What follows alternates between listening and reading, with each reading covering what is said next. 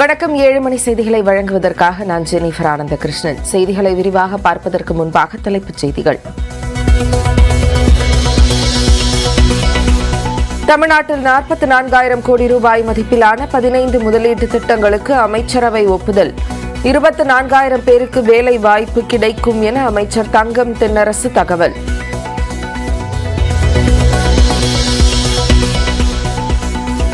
TNPSC தலைவராக SK. Prabhakar நியமனம். வருவாய் நிர்வாக ஆணையராக பணியாற்றி வந்த நிலையில் தமிழ்நாடு அரசு உத்தரவு.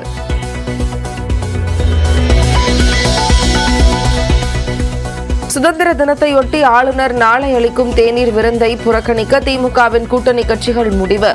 தமிழ்நாட்டின் நலனுக்கு எதிராக ஆளுநர் ஆர்.என். ரவி செயல்படுவதாக குற்றச்சாட்டு.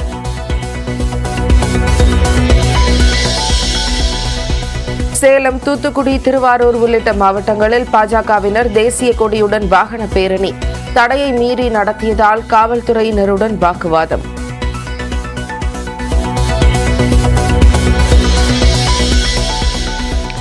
முன்னாள் அமைச்சர் செந்தில் பாலாஜியின் ஜாமீன் மனு மீது உச்சநீதிமன்றம் இன்று இடைக்கால தீர்ப்பு அளிக்கப்பட வாய்ப்பு. சட்டவிரோத பண பரிவர்த்தனை வழக்கில் வாதங்கள் முடிந்த நிலையில் வழக்கு பட்டியலிடப்பட்டுள்ளதாக தகவல்.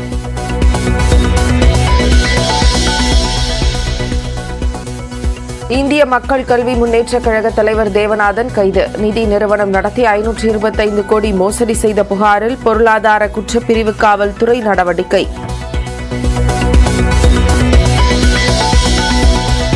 பல்வேறு கட்சிகள் வந்தாலும் தலித் ஒருவரை எந்த காலத்திலும் முதலமைச்சராக்க முடியாது. சென்னையில் நடைபெற்ற போராட்டத்தில் விசிக தலைவர் திருமாவளவன் கருத்து. எந்த சூழலிலும் எந்த காலத்திலும் ஒரு தலித் ஒரு மாநிலத்தின் முதலமைச்சராக முடியாது. இதை விவாதித்தால் ஏன் பாராளுமன்றத்தோடு இந்த அதிகாரம் இணைக்கப்பட்டிருக்கிறது என்பதை புரிந்து கொள்ள முடியும். இதை போய் மாநில அரசு கிட்ட நமக்கு திமுக அரசு மீது நம்பிக்கை இருக்கிறது சரி, ஆனால் திமுக அரசு என்பது நிலையானதல்ல, மாநில அரசு தான் நிலையானது.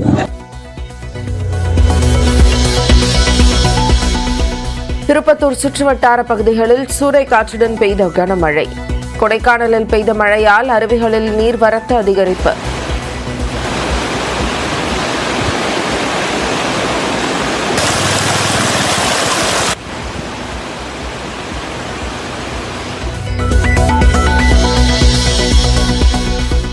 குமரி, தென்காசி உள்ளிட்ட 13 மாவட்டங்களில் இன்று கனமழை பெய்ய வாய்ப்பு. சென்னையில் மிதமான மழை பெய்யும் எனவும் கணிப்பு.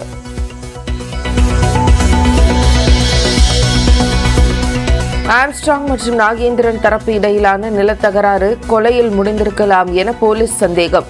திருவள்ளூரில் உள்ள 150 கோடி ரூபாய் மதிப்பிலான நிலத்தை மீட்ட அதிகாரிகள்.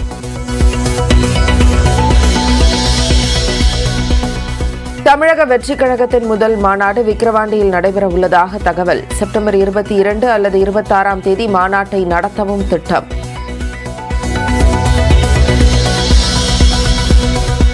ஹிண்டன்பர்க் குற்றச்சாட்டை அடுத்து செபி தலைவர் பதவி விலக கோரி ஆகஸ்ட் 22 காங்கிரஸ் ஆர்ப்பாட்டம்.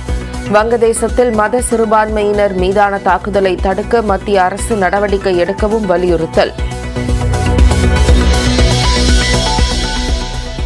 பேருந்து கட்டணங்களை உயர்த்துவது குறித்து தனி ஆணையம் அமைக்கும் கருத்துரு எதுவும் இல்லை. கடும் விமர்சனம் ஏற்பட்ட நிலையில் போக்குவரத்து துறை விளக்கம்.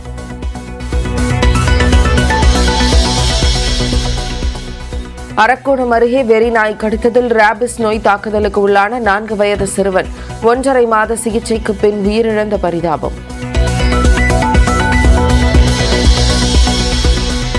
மும்பை எக்ஸ்பிரஸ் ரயிலில் 2 பெண்களுக்கு மயக்க டீ கொடுத்து நகை பறிப்பு. மும்பையிலிருந்து அரக்கோணம் வந்தபோது கொள்ளையடித்த நபர்களுக்கு போலீசார் வலைவீச்சு.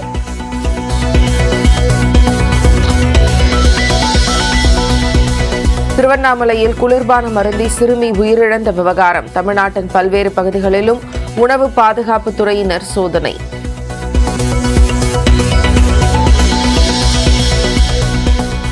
கொல்கத்தாவில் பணியில் இருந்த பெண் பயிற்சி மருத்துவர் பாலியல் வன்கொடுமை செய்து கொல்லப்பட்ட விவகாரம். சிபிஐ விசாரணைக்கு உத்தரவிட்டது கொல்கத்தா உயர்நீதிமன்றம். சுதந்திர தினத்தையொட்டி நாடு முழுவதும் வண்ண விளக்குகளால் அலங்கரிக்கப்பட்ட அரசு கட்டடங்கள். பொதுமக்கள் உற்சாகம்.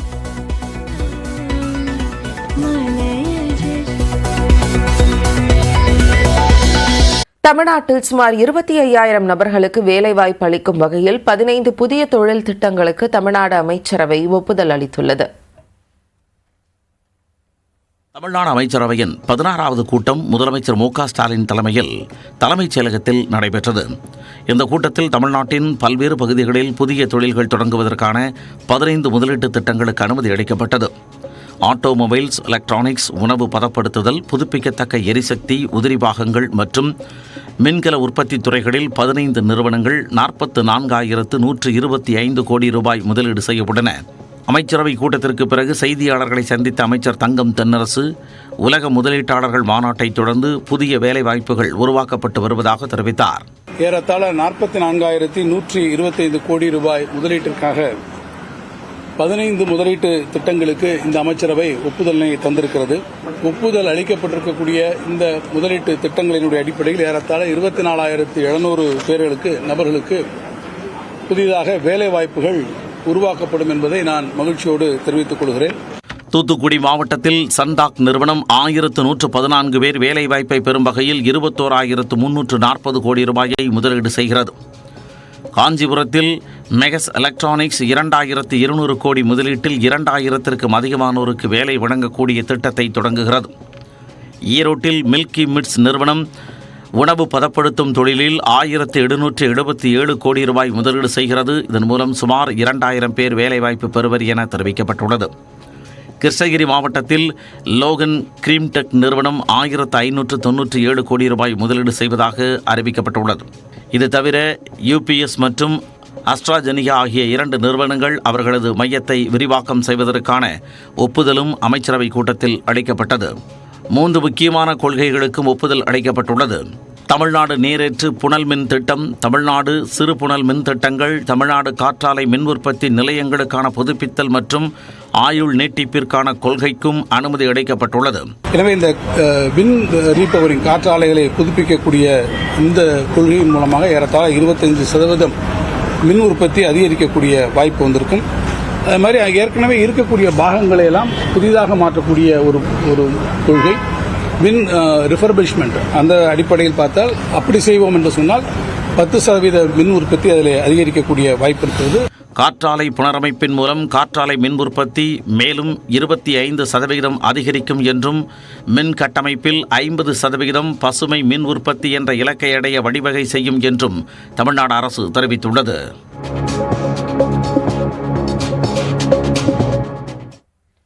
தமிழ்நாடு அரசு பணியாளர் தேர்வாணையத்தின் தலைவராக மூத்த IAS அதிகாரி SK பிரபாகர் நியமிக்கப்பட்டுள்ளார்.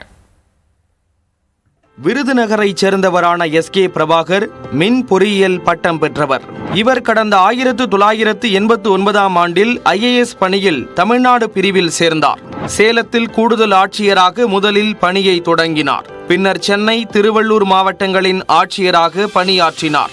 அதைத் தொடர்ந்து பல்வேறு துறைகளில் பணியாற்றியவர் தமிழ்நாடு தொழில் முதலீட்டுக் கழக மேலாண் இயக்குநராக பொறுப்பு வகித்தார். பின்னர் எரிசக்தி துறை செயலாளராகவும், கடந்த திமுக ஆட்சியில் அப்போதைய முதலமைச்சர் மு. கருணாநிதியின் செயலாளராக 2008 முதல் 2012 வரை பதவி வகித்தார். அதிமுக ஆட்சி காலத்திலும் முக்கியத்துவம் வாய்ந்த உள்துறை, பொதுப்பணித்துறைகளின் செயலாளராக பணியாற்றினார். மேலும் நெடுஞ்சாலை, வேளாண் துறைகளின் செயலாளராகவும், வணிக வரித்துறை, தகவல் தொழில்நுட்பத்துறை உள்ளிட்ட முக்கிய துறைகளின் செயலாளராக இருந்தவர் SK பிரபாகர். கூடுதல் தலைமை செயலர் அந்தஸ்தில் வருவாய் நிர்வாக ஆணையராக பதவி வகித்து வந்த அவரை TNPSC தலைவராக இடமாற்றம் செய்து தமிழ்நாடு அரசு உத்தரவிட்டுள்ளது. பல மாத காலமாக பொறுப்பு தலைவர் தலைமையில் செயல்பட்டு வந்த TNPSCக்கு தற்போது தலைவர் நியமிக்கப்பட்டிருப்பது குறிப்பிடத்தக்கது. TNPSC தலைவர் நியமனத்தில் ஆளுநர் மற்றும் தமிழ்நாடு அரசு உடனடியான மோதல் முடிவுக்கு வந்துள்ளது. தமிழ்நாட்டைச் சேர்ந்த லட்சக்கணக்கான படித்த இளைஞர்களுக்கு விடிவெள்ளியாக திகழ்ந்து வருவது TNPSC எனப்படும் தமிழ்நாடு அரசு பணியாளர் தேர்வாணையம். தமிழக அரசு பணிகளில் சேர போட்டித் தேர்வுகளை நடத்தி வரும் TNPSCயின் தலைமை பொறுப்பு மிக முக்கியத்துவம் வாய்ந்தது. ஆனால் கடந்த ஓராண்டிற்கு மேலாக பொறுப்பு தலைவர் தலைமையில்தான் செயல்பட்டு வந்தது. தேர்வாணையத்தின் தலைவராக 2020ஆம் ஆண்டில் ஓய்வு பெற்ற IAS அதிகாரி பாலச்சந்திரன் பொறுப்பேற்றார். அதன் பின்னர் பொறுப்பு தலைவராக 2022 ஜூனில் முனியநாதன் நியமிக்கப்பட்டார். டிஎன்பிஎஸ்சிக்கு முழு பொறுப்புடன் கூடிய தலைவரை நியமிக்க திட்டமிட்ட தமிழ்நாடு அரசு 2023 ஜூனில் ஓய்வு பெற்ற டிஜிபி சைலேந்திர பாபுவை நியமிப்பதற்கான கோப்பை ஆளுநர் RN ரவிக்கு அனுப்பியது. ஆனால் அப்போது சைலேந்திர பாபுவுக்கு 61 வயது ஆகியுள்ளதாகவும் இன்னும் ஓராண்டு மட்டுமே பதவி வகிக்க முடியும் என்றும் கூறி நிராகரித்தார். பின்னர் சில தமிழ்நாட்டின் பல்வேறு பகுதிகளிலும் பரவலாக மழை பெய்தது. இந்நிலையில் குமரி, தென்காசி, கோவை உள்ளிட்ட 13 மாவட்டங்களில் இன்று கனமழைக்கு வாய்ப்பிருப்பதாக வானிலை ஆய்வு மையம் தெரிவித்துள்ளது.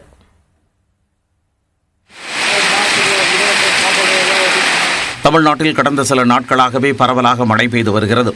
திருப்பத்தூர் சுற்றுவட்டார பகுதிகளில் சூறைக்காற்றுடன் கனமழை பெய்ததால் சாலைகளில் மழைநீர் பெருக்கெடுத்து ஓடியது. கோவை மாவட்டத்தில் உக்கடம், காந்திபுரம், பீளமேடு, வடகோவை, சித்தாபுதூர், புலியகுளம், பாப்பநாயக்கன்பாளையம் உட்பட நகரின் பல்வேறு பகுதிகளில் மிதமான மழை பெய்தது. மேற்கு தொடர்ச்சி மலைப்பகுதிகளில் பெய்து வரும் தொடர் கனமழையால் திருப்பூர் மாவட்டம் உடுமலையில் உள்ள அமராவதி அணை தனது முழு கொள்ளளவான 90 அடியை எட்டியது. இதனால் பாதுகாப்பு கருதி அணையில் இருந்து வினாடிக்கு 16,000 கன அடி நீர் வெளியேற்றப்படுகிறது. இதனால் கரையோர மக்கள் பாதுகாப்பாக இருக்குமாறு மாவட்ட நிர்வாகம் சார்பில் எச்சரிக்கை விடுக்கப்பட்டுள்ளது.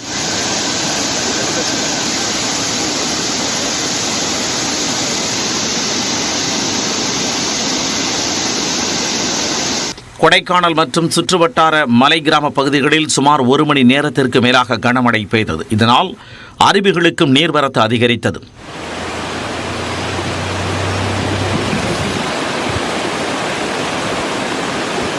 தேனி மாவட்டம் பெரியகுளம் பகுதியில் 3வது நாளாக மழை பெய்தது. பெரியகுளம், முருகமலை, தாமரைக்குளம், வடுகவட்டி, மஞ்சளாறு மற்றும் சோத்துப்பாறை அணை உள்ளிட்ட இடங்களில் சுமார் 1 மணி நேரத்திற்கு மேலாக மிதமான மழை பெய்தது. இதனால் சாலைகளில் மழைநீர் வடிந்தோடியது. நெல்லையில் 2வது நாளாக பலத்த மழை பெய்தது. மழையின் காரணமாக சாலைகள், தாழ்வான பகுதிகளில் மழைநீர் பெருக்கெடுத்து ஓடியதுடன் ஆங்காங்கே சாலைகளில் தண்ணீர் தேங்கி நின்றது.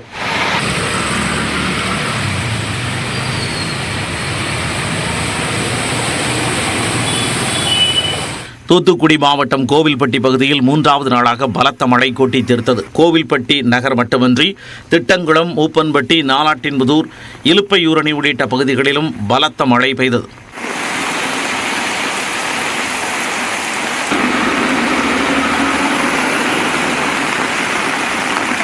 கன்னியாகுமரி